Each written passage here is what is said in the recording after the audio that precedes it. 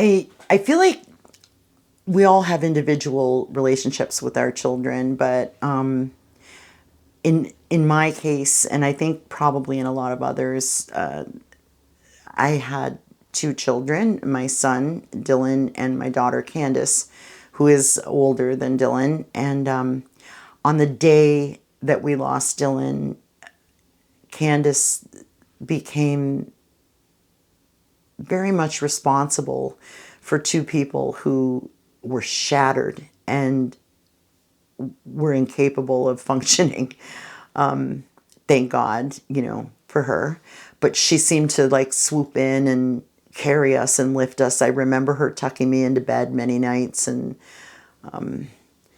calling all the people that had to be called and doing all the things that had to happen. And if it wasn't for her, I don't know how we would have got through that time. I became very dependent on that. We've healed very well, and we continue to heal very well. But I can say that I live in fear now of anything happening to my daughter. I am now aware that the worst possible thing can happen. I used to be a little bit of a worrier mom before all of this happened. And we used to joke, they both would joke, when I heard sirens, I would call them and on their cell phones and be like, I hear sirens, or I just want to check in.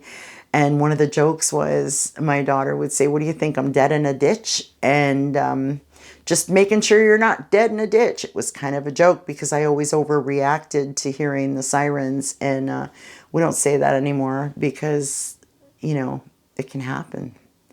So now I really am afraid of that. And I think it puts a lot of pressure on her to always check in with me. She knows how insecure I am. And so if she's traveling or, has a doctor's appointment or something, I'm always very anxious until I hear from her, and I want to know, that she's okay. And she always has to reassure me that she's okay. I don't know if it's always going to be this way. But I suspect it will.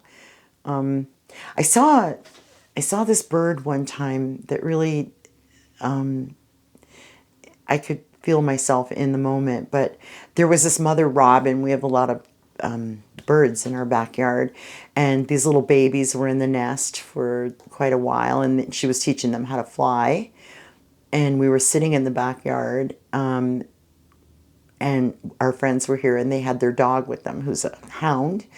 And so this mother had been teaching these two little baby birds how to fly. And as they flew by, one of them came down lower, and the hound jumped up and grabbed it. And that mother bird just started screaming. And it was awful. I mean, it was awful. And that baby bird was gone. But the other baby bird was still there, and she screamed and she screamed and she screamed, and then the two of them flew away.